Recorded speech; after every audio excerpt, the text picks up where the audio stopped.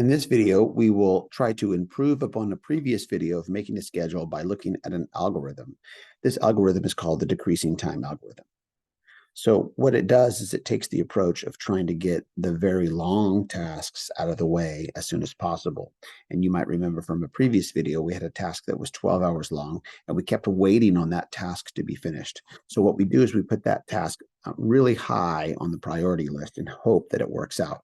Of course, we always have the limitations of the digraph. The scheduling is subject to the order in which we do the tasks. So here it is kind of spelled out, the decreasing time algorithm. So what you do is you create the priority list by listing the tasks. So this time we're actually going to make it ourselves, create the priority list by listing the tasks in order from longest completion time to shortest completion time. So it's a pretty easy thing to do just in terms of hours. Then you schedule it using the list processing algorithm. So we're going to just try this one time together with the same problem we did in a previous video using two processors. So here was that problem. We had this digraph here. Remember that our best effort so far, we got it done in 26 hours with 9 hours of idle time. Let's hope that this improves upon it. So the difference here is we're going to create our own priority list. And that algorithm from above was pretty simple. You just list them in order from longest to shortest. So looking at the digraph, the very longest time that you can see is 12 hours is D. That's first. And then the next longest is 9 hours, C. And then 8 hours is A. And 6 hours is E. 5 hours is B. 2 hours G. And 1 hour F. It never hurts to kind of just look at your priority list one or two times to make sure everything's there. I can see that I have the letters A, B, C, D, E, F, G. Looks pretty good.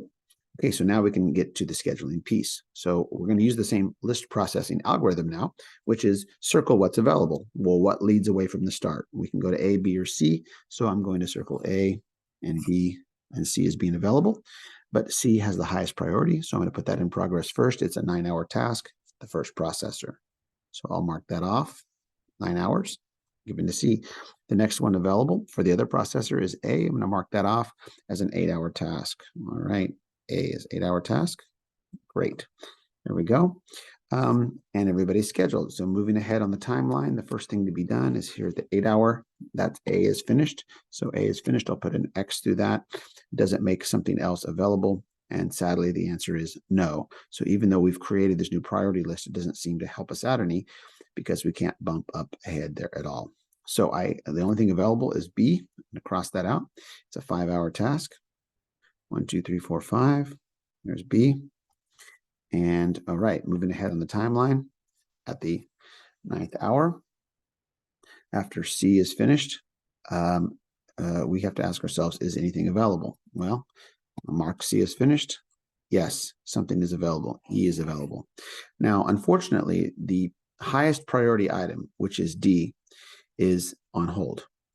And so it makes us wonder, maybe we shouldn't have approached it in this fashion. Maybe this priority list isn't working out because I really can't get to D even yet.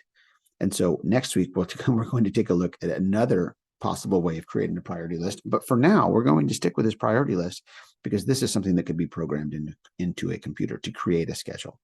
All right, so the only thing allowed right now is task E. So we'll assign task E, put a mark through it, and it is a 6-hour task. 9 plus 6 is 15. All right. And there we go. Okay, moving ahead on our timeline. At the end of the 13th hour, task B is now completed. And when task B is completed, task A and B are done. So now finally, task D is available. And so that can be assigned as a 12-hour task. Once again, taking us to the 25th hour, 13 plus 12. All right, that's task D. Keep moving ahead on our timeline at the 15th hour. At the 15th hour, oh, by the way, I assigned D. Let me put a slash. E is now finished. So I'm going to cross that completely out. That makes G become available. I'm going to immediately sign it. It's a 2-hour task here. All right. And then once again, at the 17th hour, G is finished, right there at that 17th hour. But unfortunately, F is not yet available. F will not be available until D is completed. So we do have a substantial amount of idle time again. It looks to be the same schedule. And finally, over here at hour number 25, D is finally finished. F becomes available. I immediately assign that 1-hour task to my first processor, and that leaves the other processor idle. So what we see is using this algorithm, this is the decreasing time algorithm, we actually get the same result as on a previous video. We have 1, 2, 3, 4, 5, 6, 7, 8, 9 hours idle. And we have the job finished in 26 hours. So it's exactly the same time.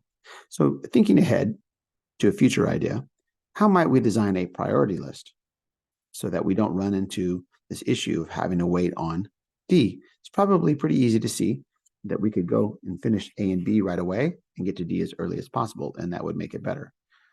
But sometimes this priority list that's created from the decreasing time algorithm actually does create the very best possible schedule. So it's actually a pretty good algorithm, just did not give us what we call the optimal schedule yet, but we're going to still keep searching for that. Okay, hope you learn more about the decreasing time algorithm.